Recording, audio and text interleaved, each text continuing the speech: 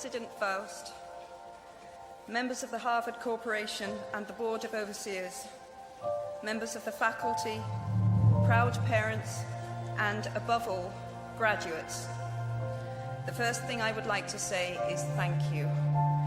Not only has Harvard given me an extraordinary honor, but the weeks of fear and nausea I have endured at the thought of giving this commencement address have made me lose weight.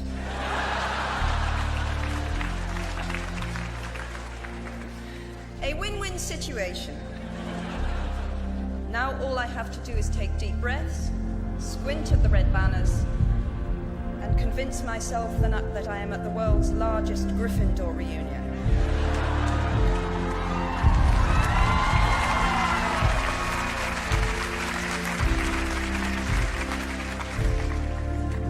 Delivering a commencement address is a great responsibility, or so I thought, until I cast my mind back to my own graduation.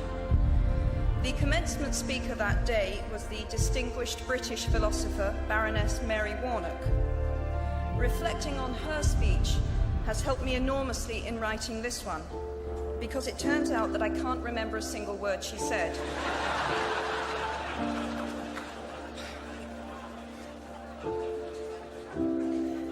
This liberating discovery enables me to proceed without any fear that I might inadvertently influence you to abandon promising careers in business, the law, or politics for the giddy delights of becoming a gay wizard.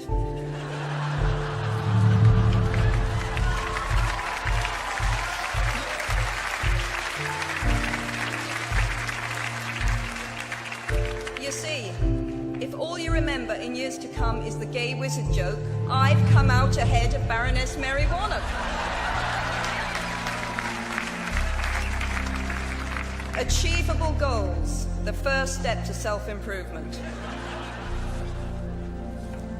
Actually, I have racked my mind and heart for what I ought to say to you today. I have asked myself what I wish I had known at my own graduation, and what important lessons I have learned in the 21 years that have expired between that day and this. I have come up with two answers. On this wonderful day when we are gathered together to celebrate your academic success, I have decided to talk to you about the benefits of failure. And as you stand on the threshold of what is sometimes called real life, I want to extol the crucial importance of imagination. These may seem quixotic or paradoxical choices, but bear with me. Looking back at the 21-year-old that I was at graduation is a slightly uncomfortable experience for the 42-year-old that she has become. Half my lifetime ago, I was striking an uneasy balance between the ambition I had for myself and what those closest to me expected of me. I was convinced that the only thing I wanted to do, ever, was write novels. However, my parents, both of whom came from impoverished backgrounds and neither of whom had been to college, took the view that my overactive imagination was an amusing personal quirk that would never pay a mortgage or secure a pension. I know the irony strikes with the force of a cartoon anvil now, but... So they hoped that I would take a vocational degree. I wanted to study English literature. A compromise was reached that in retrospect satisfied nobody, and I went up to study modern languages. Hardly had my parents' car rounded the corner at the end of the road than I ditched German and scuttled off down the classics corridor. I cannot remember telling my parents that I was studying classics. They might well have found out for the first time on graduation day. Of all the subjects on this planet, I think they would have been hard put to name one less useful than Greek mythology when it came to securing the keys to an executive bathroom. Now, I would like to make it clear in parenthesis that I do not blame my parents for their point of view. There is an expiry date on blaming your parents for steering you in the wrong direction.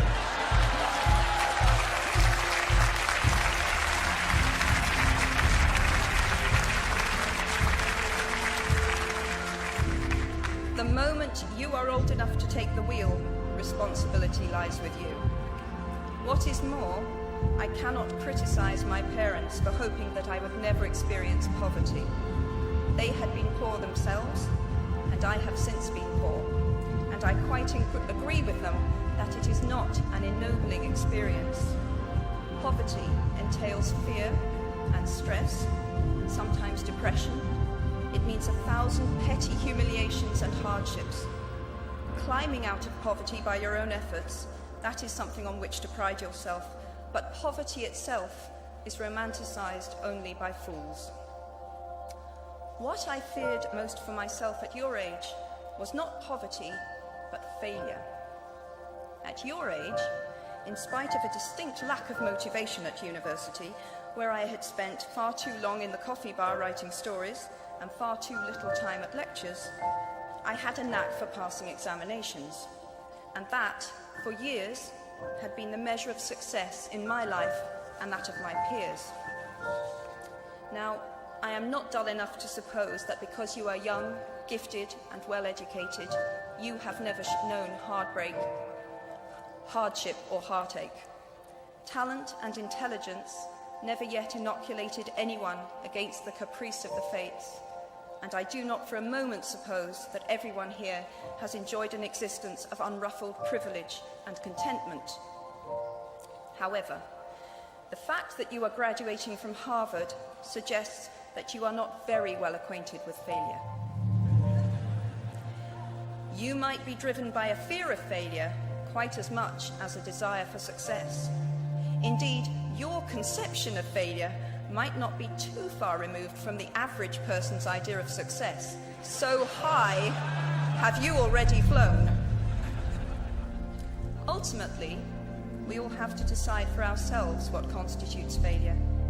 But the world is quite eager to give you a set of criteria if you let it. So I think it fair to say that by any conventional measure, a mere 7 years after my graduation day, I had failed on an epic scale. An exceptionally short-lived marriage had imploded, and I was jobless, a lone parent, and as poor as it is possible to be in modern Britain without being homeless. The fears that my parents had had for me and that I had had for myself had both come to pass, and by every usual standard, I was the biggest failure I knew. Now, I'm not going to stand here and tell you that failure is fun. That period of my life was a dark one, and I had no idea that there was going to be what the press has since represented as a kind of fairy tale resolution. I had no idea then how far the tunnel extended, and for a long time, any light at the end of it was a hope rather than a reality. So why do I talk about the benefits of failure? Simply because failure meant a stripping away of the inessential. I stopped pretending to myself that I was anything other than what I was, and began to direct all my energy into finishing the only work that mattered to me.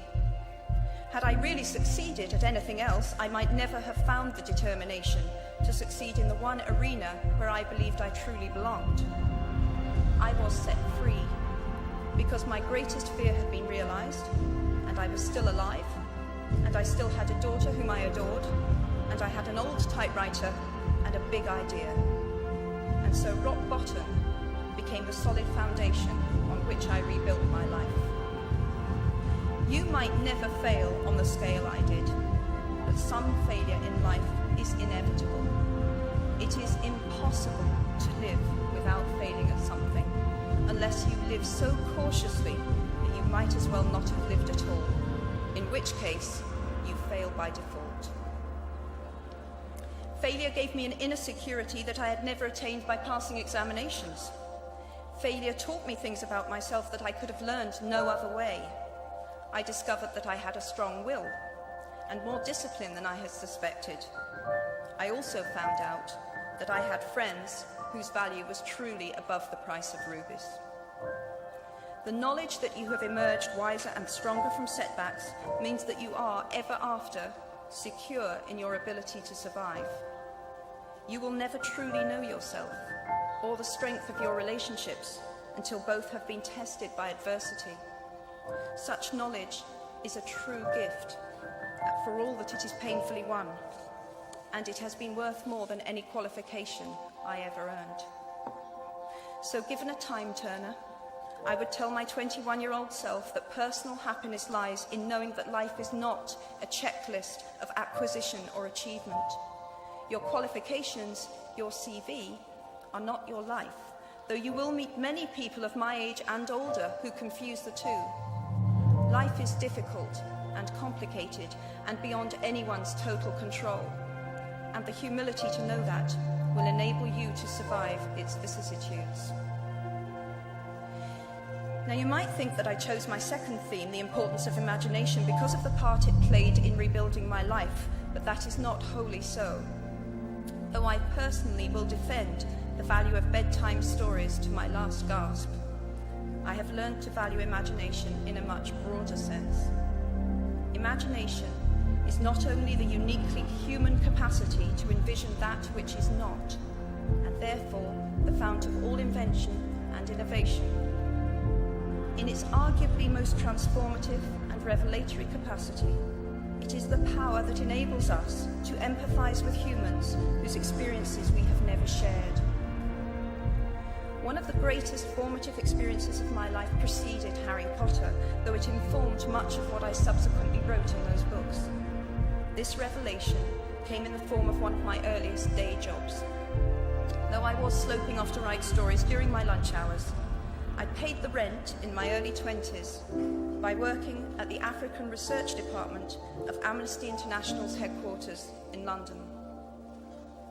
There in my little office, I read hastily scribbled letters smuggled out of totalitarian regimes by men and women who were risking imprisonment to inform the outside world of what was happening to them. I saw photographs of those who had disappeared without trace, sent to amnesty by their desperate families and friends. I read the testimony of torture victims and saw pictures of their injuries. I opened handwritten, eyewitness accounts of summary trials and executions, of kidnappings and rapes. Many of my co-workers were ex-political prisoners, people who had been displaced from their homes or fled into exile because they had the temerity to speak against their governments.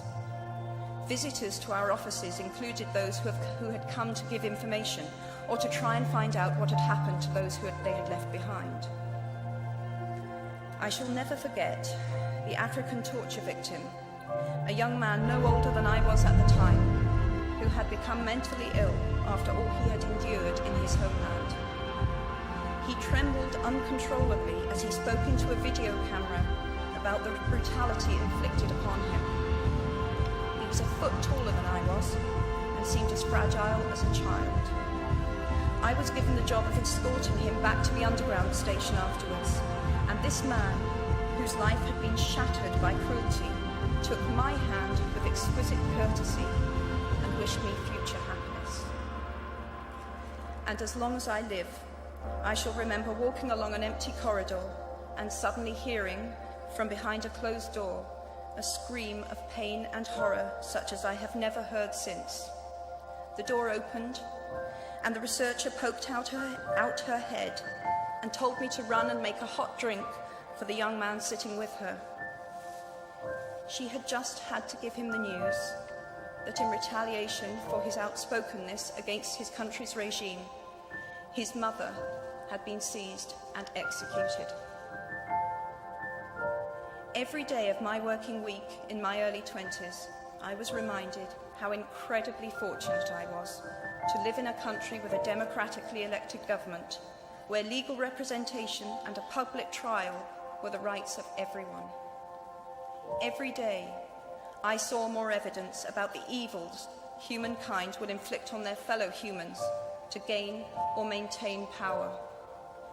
I began to have nightmares, literal nightmares, about some of the things I saw, heard, and read.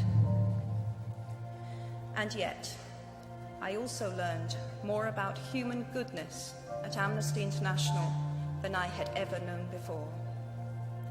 Amnesty mobilizes thousands of people who have never been tortured or imprisoned for their beliefs to act on behalf of those who have. The power of human empathy leading to collective action saves lives and frees prisoners. Ordinary people whose personal well-being and security are assured join together in huge numbers to save people they do not know and will never meet. My small participation in that process was one of the most humbling and inspiring experiences of my life. Unlike any other creature on this planet, human beings can learn and understand without having experienced. They can think themselves into other people's places. Of course, this is a power like my brand of fictional magic that is morally neutral. One might use such an ability to manipulate or control just as much as to understand or sympathize. And many prefer not to exercise their imaginations at all. They choose to remain comfortably within the bounds of their own experience, never troubling to wonder how it would feel to have been born other than they are. They can refuse to hear screams or peer inside cages. They can close their minds and hearts to any suffering that does not touch them personally. They can refuse to know. I might be tempted to envy people who can live that way, except that I do not think they have any fewer nightmares than I do. Choosing to live in narrow spaces leads to a form of mental agoraphobia, and that brings its own terrors. I think the willfully unimaginative see more monsters.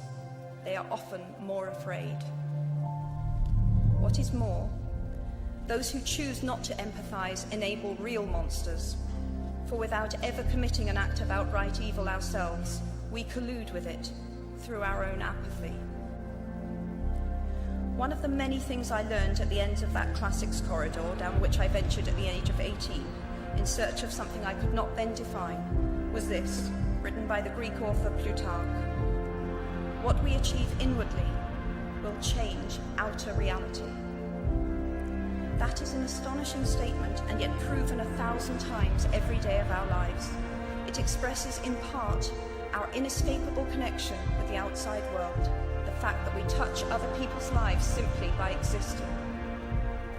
But how much more are you, Harvard graduates of 2008, likely to touch other people's lives? Your intelligence, your capacity for hard work, the education you have earned and received give you unique status and unique responsibilities. Even your nationality sets you apart. The great majority of you belong to the world's only remaining superpower. The way you vote, the way you live, the way you protest, the pressure you bring to bear on your government has an impact way beyond your borders. That is your privilege and your burden. If you choose to use your status and influence to raise your voice on behalf of those who have no voice, if you choose to identify not only with the powerful but with the powerless, if you retain the ability to imagine yourself into the lives of those who do not have your advantages, then it will not only be your proud families who celebrate your existence, but thousands and millions of people whose reality you have helped change. We do not need magic to transform our world. We carry all the power we need inside ourselves already. We have the power to imagine better. I'm nearly finished. I have one last hope for you, which is something that I already had at 21. The friends with whom I sat on graduation day have been my friends for life. They are my children's godparents, the people to whom I've been able to turn in times of real trouble. People who have been kind enough not to sue me when I took their names for Death Eaters.